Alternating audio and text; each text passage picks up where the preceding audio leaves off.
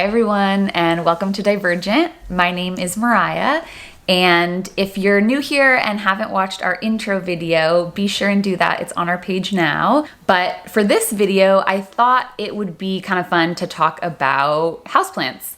And I know there's a million videos out there on YouTube talking about houseplants, houseplant care tips. But I haven't seen one specifically geared towards tips for people with ADHD or just people who are forgetful. So I wanted to give you some of my tips today. I'm by no means an expert, but I have gone through the sort of plant addiction cycle, which is like being introduced to the hobby, becoming obsessed with the hobby, buying all of the plants, all of the gadgets, all of the gear, bringing home all the plants and gadgets and gear, realizing that you are so in over your head and overwhelmed and you don't actually have the space or the lighting requirements to make those plants survive, killing 75% of your plants, and then either getting totally discouraged or eventually kind of narrowing things down through trial and error and getting a grip on things. And that's kind of where I feel like I am now. I've been into plants for about 5 years, and now I think I've kind of got the process down and I feel good about how I'm caring for my plants. I feel good about the state that they're in. I feel good about the amount of plants I have in the house. So yeah, I thought this might be kind of a good place to start. So tip number 1, I am calling high maintenance to be low maintenance. And by this, I mean treat your plants at the beginning like they are very high maintenance so that they can be low maintenance for you long term and don't need a lot of upkeep. I have notes here, which is why I keep looking down, if you're wondering. But I think doing prep work at the beginning when you first start getting into plants and you're wondering like what plants to bring into your home and what their needs are, I think using ADD to your advantage can be really helpful, because oftentimes with a new hobby, at least for me, we hyper focus on that hobby and we're really excited about it, and that lends itself to learning a ton of new information in a short period of time. So I would focus at this time on learning about the climate that you live in and what plants thrive in that climate, learning about the lighting in your home. So sometimes lighting is a little bit tricky to understand. Like we hear all these terms thrown around, diffused light, direct light, indirect light. So this is a graphic I'll put up here and I'll link it below that really helped me understand what those terms meant. And then I was able to look around at the windows in my home and see what plants may be best for the light I have. And then lastly, I think one other thing that is kind of cool to do to prep, and what I like to do is I have these little silver tags or like aluminum tags that I bought on Amazon. I'll link them, and they come with like a Sharpie or like a erase marker. And so when you get your new plants, because often what I do is I throw away all the packaging and then I forget what the plant needs are. I throw away that little tag that has like the plant needs in it. So whenever I get a new plant and I bring it into the house, knowing myself and that I'm gonna probably throw away the packaging, I take out one of those little tags, I write the name of the plant on it, and then I just stick it in the soil and forget about it. So that's another tip that has been really helpful for me. So tip number 2 is to use what you're given. And there are 2 things within this category that I think are really helpful and things that I didn't really know about until fairly recently.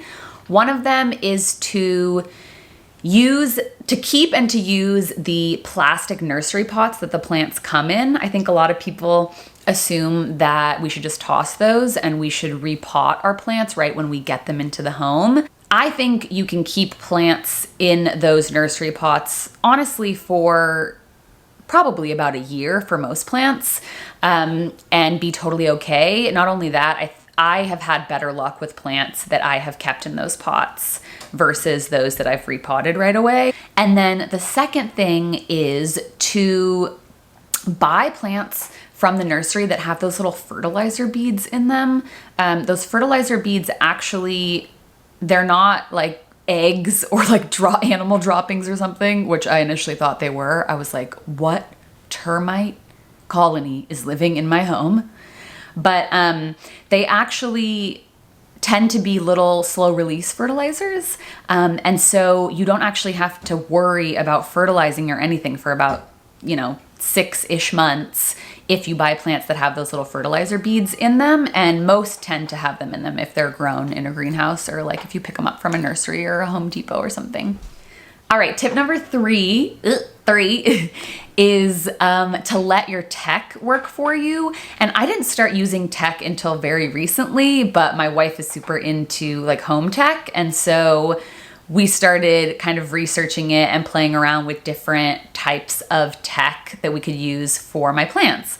And so one of the biggest things that has been a savior is to get grow lights and to put those grow lights on a timer so that I don't have to worry about plants getting all the light that they need. I tend to use grow lights for supplemental light. So I only have one plant that's in a completely windowless room that I use grow lights for, obviously, but otherwise I use it to supplement the natural light. But I have them on a timer for between 8 to 12 hours. And so I don't have to think about them really at all. And as long as I remember to open the blinds, I'm good. And even if I don't remember to open the blinds sometimes, or if I sleep in late and, I don't get up until noon and the blinds are closed that whole time, at least I know that the grow lights have turned on, so they have some light during those hours. So I could do a whole video on grow lights and grow light tech. I've tried a bunch of different grow light bulbs, a bunch of different setups, strip lights, traditional bulbs. And I also am really into like styling grow lights to make them look good so that they don't just look like a grow house. So anyway, if you're interested in any of those things, I'm happy to do another video on it. So some other tech that I use for my plant care, of course, Alexa and Google. They can set reminders for you. They can reorder supplies for you. So one thing that I do is like fertilizing can be really overwhelming for me, like understanding when I need to fertilize, how much, not over fertilizing. I don't want to burn the leaves, blah, blah, blah. So I just buy this, it's called worm castings. Ooh, let me reach for it. It's Dr. Verm's worm castings. I'll link it below. But I just buy this. I have Alexa remind me to reorder this every few months. And I just use one of these containers pretty much for all my plants. I just go around and like put it in all my plants one time, like for one watering, and then I don't really do it again for another 3 to 6 months. Sometimes I just do it once a year, but Alexa will either remind me to reorder this or she will just reorder it for me if I have it set on a schedule. And then a few other things are, so Google Lens. I don't use this a ton, but you can use it in a similar way to like those little plant tags I was talking about. So if you've thrown away your packaging or you don't remember what your plant is called, you can just take a picture of your plant using the Google app, and it'll bring up Google search results for that thing. It'll tell you the name of that thing, and then, has like subsequent care related pages. So that's really cool. And then there are some other things that aren't exactly tech, but they're kind of more gadgets that I really like. So one of them is hydro spikes, and a moisture meter. So I have a couple of them here. This is a moisture meter. It's just something that and they have way fancier ones than this, but this is just like a plasticky version. But you just, whenever you think a plant might need watering, but you're not sure how dry that plant is, you just stick this in and it'll give you a reading for whether it's dry, moist, or wet. And that's helpful. I don't really water on a schedule. because I think that can lead to overwatering. So I tend to just like walk around my house periodically and stick my finger in the soil and see how dry it is. But this has helped if you don't want to use your fingers, and it can get deeper into the soil than your fingers can, obviously. And then hydro spikes are these funky little gadgets. I have 3 of them here, but they basically have like a porous spike on this side. And then they open up like this and you fill them with water. I'm afraid it's gonna spill. You fill them with water and then they have a tube that's open on the bottom and you stick this into a container of water. And then you stick this into the plant soil. And through capillary action, it sucks the water up from the container and then distributes the water into your plant. So I use these for plants that need a ton of moisture. Like most of my plants are pretty easygoing and I really only water them like once every couple weeks. But for any that I have that are like need soil constantly moist, this is a good way to do it. You can put like 3 of these and then you can put the water container just behind the plant so you can't see it. Or if I'm like out of town and no one's gonna be watering my plants for a week, then I'll put a bunch of hydrospikes all over my house to take care of all the plants.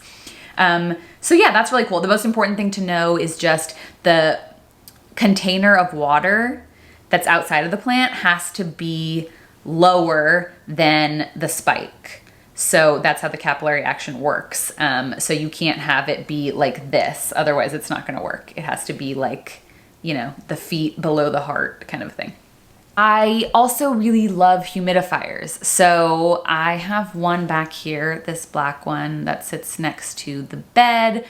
We have a big one in our living room.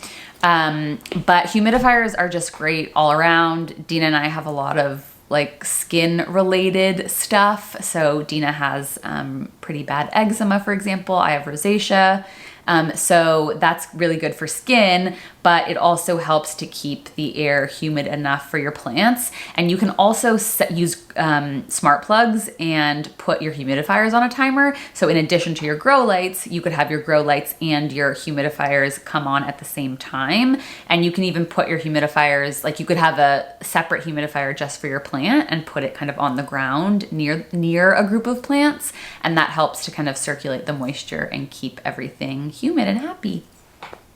All right, tip number 4 is to keep plant supplies visible and next to your plants so that you're more likely to remember to do your kind of upkeep and take care of them.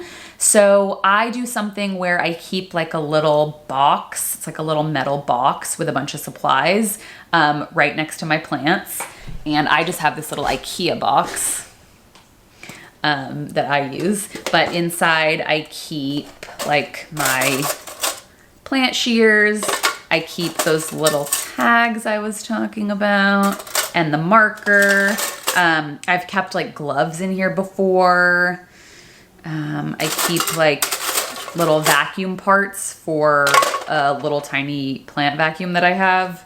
Well, it's like a room vacuum, but I use it mostly for soil that's like fallen out of plant pots. But yeah, that's another thing. So I keep like a little vacuum and a trash can next to my plants. This is a really cute one. I'll link it below. I really like it. It's from Tow Horse on Amazon, but it comes with this cute little bag and it's cordless, which is really cool. So it's perfect for like plant spills or, you know, whatever other mess plants make, which often I, together with my plants, make a lot of mess. What else do I have on my list? Watering can. So I'll keep like, I usually just do like plant bath like once every couple weeks. So I'll just put a bunch of my plants into the sink and like drench them basically and let them drain out. I've found most success with that. But I do keep it's not a watering can, it's a mister next to my plants. And I don't actually use it in a traditional way. I found that like misting doesn't actually do anything. Like just misting water on your plant's leaves doesn't do much. Some people say otherwise, but I haven't found a lot of success with that. Humidifiers do a lot more in my opinion. But I do use this like industrial mister for fertilizer. So I'll put like a traditional fertilizer in this diluted, and then I don't use it super often, but if I've forgotten to fertilize a plant in a long time, or if I just remember, I'll spray the soil with this. So tip number 5 is to stick with really easy, really hardy plants. And for me, through years of trial and error and killing a lot of plants, pothos and philodendron have really stood out as super hardy and super easy. And probably about 90% of my plants are either pothos or philodendron. And tip number 6 is to leave your plants alone. This is kind of an anti-tip, probably not what you expected, but I've actually found that plants don't mind being forgotten about from time to time. I actually find that they prefer that to the alternative, and I've killed more plants, I think, over the last 5 years by overwatering than by underwatering. I really used to get so overexcited when I would get a new plant, and I would like focus on it so much that I would end up smothering it with too much water, too much fertilizer, moving it around to different areas of my apartment. And I've found over the years that that's usually pretty detrimental to plants. And as long as you find a good spot for them, they're okay being a little bit neglected. If you just keep them in that spot, don't move them around a ton, don't overwater them, they're fine to dry out. Especially pothos and philodendron, they're fine to dry out for a few weeks and be neglected a little bit. So don't be so hard on yourself. And those are my 6 tips. I really hope you enjoyed this video. I would love to know your tips and strategies, solutions for some of the things I talked about. I am sure there are people who know much, much more than me. So yeah, let me know in the comments below, and take care.